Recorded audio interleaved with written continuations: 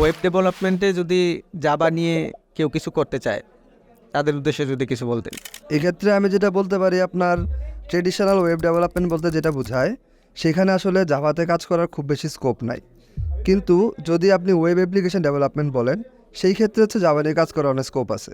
যেমন এখন সব অ্যাপ্লিকেশন হচ্ছে ক্লাউডে চলে যাচ্ছে, এমনকি ওয়ার্ল্ডের বড় যে মার্কেট লিডার যারা আছে, এসএপি, সেলসফোর্স, এইসব কোম্পানিও সবাই ক্লাউডে চলে যাচ্ছে। আগে সব ছিল হচ্ছে ডেস্কটপ বেস বা অফিস বেস সেট আপ এরকম ছিল, এখন সব সেট আপ থাকে হচ্ছে ক্লাউডে, এবং হচ্ছে সব সফটওয়্যারের সার্ভিস হিসেবে আসে। এবং যত রকম ফিনটেক আছে, ওই ফিনটেক কোথাও আসলে ট্রেডিশনাল ওয়েব ডেভেলপমেন্টের যে টেকনোলজিগুলো আছে, যেমন জাভাস্ক্রিপ্ট ব্যাকএন্ড বা এগুলো ইউজ করা হয় খুব কম। সাধারণত সবচেয়ে বেশি ব্যবহার করা হয় ডটনেট, জাভা এগুলা। তো যদি আপনার জাভার প্রতি ফ্যাসিনেশন থাকে, জাভাতে ইন্টারেস্ট থাকে, মনে হয় যে জাভা দিয়ে আপনি জাভাতে আপনি ক্যারিয়ার করতে চান, সেই ক্ষেত্রে ওয়েব অ্যাপ্লিকেশন ডেভেলপমেন্টের যে প্রসেসটা সেখানে আপনি যেতে পারেন। Thank you.